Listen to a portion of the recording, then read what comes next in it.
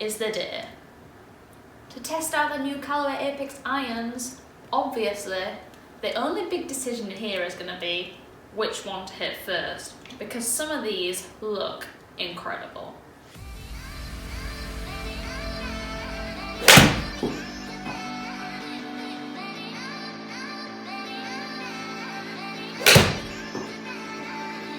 They feel so pure.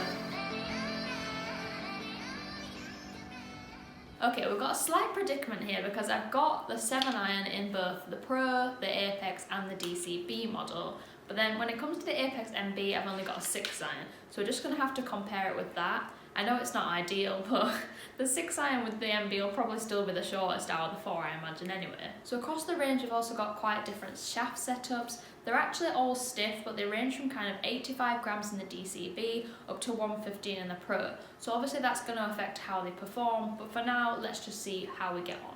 Now I'm going to start with the DCB and try and make things easy on myself because this is meant to be the most forgiving model in the lineup. This is new for 21, we haven't seen this lineup in the Apex before, and it's meant to be the most forgiving Apex iron ever. And that's thanks to some serious technology, including 50 grams of tungsten inside the head. Now I've got a 7 iron here, and this is an 85 gram stiff shaft, so pretty similar to my normal setup.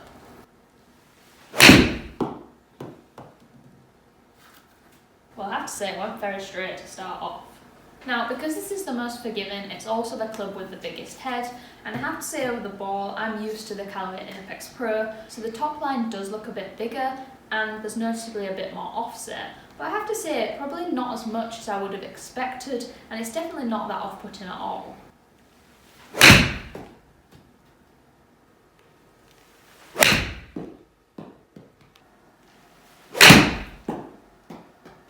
In terms of feel, it's not bad, but you can notice quite a big difference between a good strike and one that's not so bad.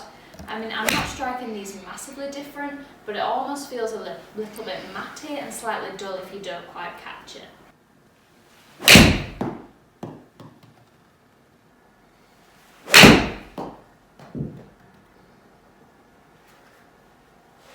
The dispersion on this is ridiculously good.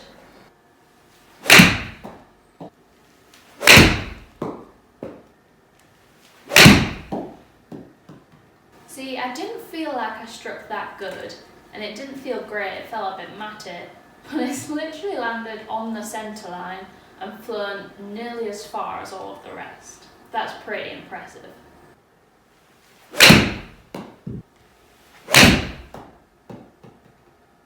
So I've hit 10 shots there, and I have to say they were all ridiculously consistent in terms of flight, ball flight and dispersion. But then when we look at the distance, I averaged out 154 yards. Now that's not bad. I'd say typically I would average kind of 148 with my irons, but I typically use the Apex Pro model, and these are obviously kind of 2 models bigger than that, with more tech, stronger lofts, so I probably would have expected to see a bit more distance than that. Having said that, it is still 6 yards more than mine, so there is some gains there. Now in terms of other variables, these were flying pretty high, and I would say it had a nice ball flight. I'd be very happy with that. But then when we look at the spin, it was spinning down in the 3000s. I think personally for me with a 7 iron, that's not very much. Now obviously if you're going to use these, hopefully you would go and have a custom fin and get the right shaft. So maybe I could get the spin numbers up there, but for me that is quite low. But I have to say, in terms of forgiveness, the dispersion on this was ridiculously good. The worst shot I hit out of 10 only went to 35 feet, so literally every shot basically would have been on the green. I also think irons like this that are a bit bigger sometimes get that misconception that they're going to be jumpy. My shortest shot here was down at 148 and my longest was at 158, so not too much in terms of front to back distance. Now let's drop down to the Apex and see what the differences are. Now over the ball, these are more where I'd say they start looking like a player's iron in terms of size and shaping. There's a lot less offset here, and also the top line has come down to be a bit thinner. And for me personally, this is where I start to feel more comfortable looking over this kind of size club. Now here I've got the same shaft, but it is a 95 gram stiff instead of an 85. That is typically what I use. However, obviously this is a steel shaft and I usually use a steel fibre, but I think it will still be pretty similar. I would say instantly straight off the face that feels nicer. That has gone very straight on the line. Literally ran straight down the line. It's quite interesting because everyone always says you're going to get more distance from a bigger iron with more tech in, which definitely is true to some extent. But personally I always find when I get a smaller club that I can swing a bit freer with, often there isn't actually that much difference in terms of distance then between the two models. Very similar in terms of peak height and flight so far as well. Definitely noticeable since I lost some of that offset that my dispersion is a little bit further right. It's not massive, but it's definitely noticeable. So probably worth bearing in mind if you're someone who needs to turn it over a little bit more. I am loving the way I'm hitting this. Oh, flushed it. These things go so straight. So you might be surprised to know that I actually flew higher and had a steeper descent angle than the DCB, which definitely isn't what I would have expected straight off. It also had noticeably more spin, over 2,000 RPM more, and averaged in the 5,000s here, which is definitely getting up near where I'd expect my spin to be with a 7-iron. Now in terms of distance, this was shorter than the DCB, but only just, literally by 2 yards. This averaged out at 152 on average, with my shortest shot going 149 and my longest shot going up at 156. Now this was a slightly smaller front to back dispersion. I think it's just because I felt more confident striking this and it looked better over the ball to me, so I was a little bit more consistent. And I think that's the same in terms of the dispersion. Again, the dispersion was even smaller than this, which is ridiculously impressive. In fact, my worst shot was only 8 yards off line, so 24 feet, which is literally nothing really. But you can definitely notice from the numbers here that my dispersion was a bit further right, so I think that extra offset in the DCB is definitely going to help you shut it down a little bit, which we don't see quite as much in this. But really it's nothing major, it was only slightly right of the target. Next up we've got the Apex Pros. Now I'm super excited about testing these for a number of reasons. First up, I gamed the Apex Pros last season, so I'm really excited to see how these compare. And second up, I mean, just look at them. These are ridiculously good looking. I do have one concern though. These look great, but they also look quite small and not as big and forgiving as my Apex Pros did last year. So I'm a bit concerned I'm not going to be able to hit them quite as well. Right, I've got 115 gram stiff shaft in this, which I'm not sure is going to be helping me out in the distance department either, but let's just see how we get on.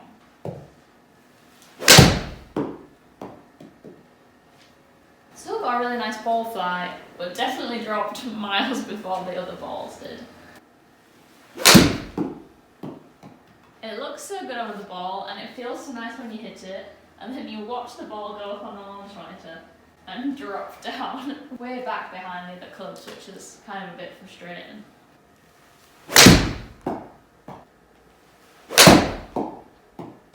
The feel and the ball flight on that is just lovely.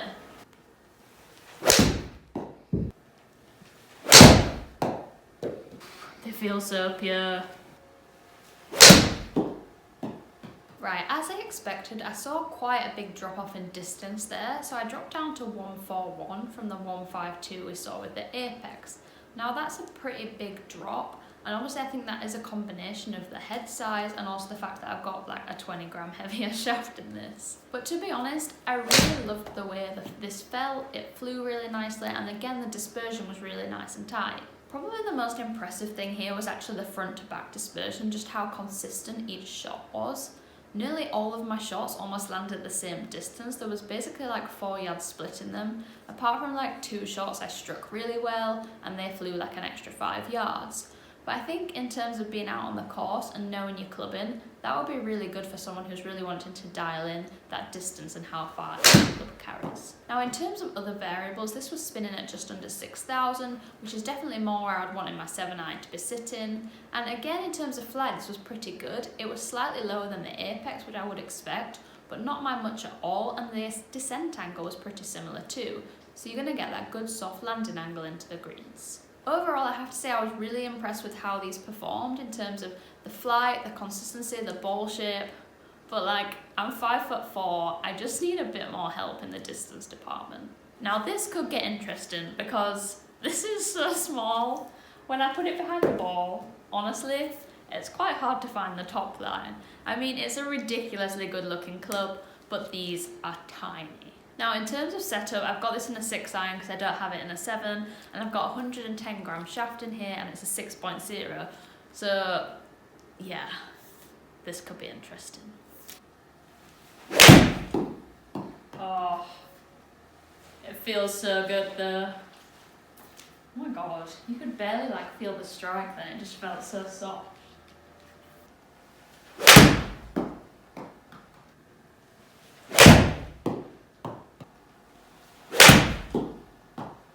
They just feel so good. I think even taking these out on the course, if you were spraying it sideways, you'd still enjoy the experience just because of how good they feel.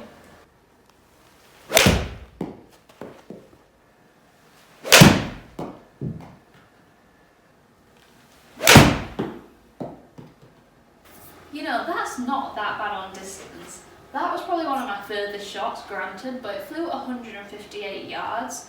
I think typically with my 6 iron, I wouldn't be expecting that much more than that. I am pretty surprised.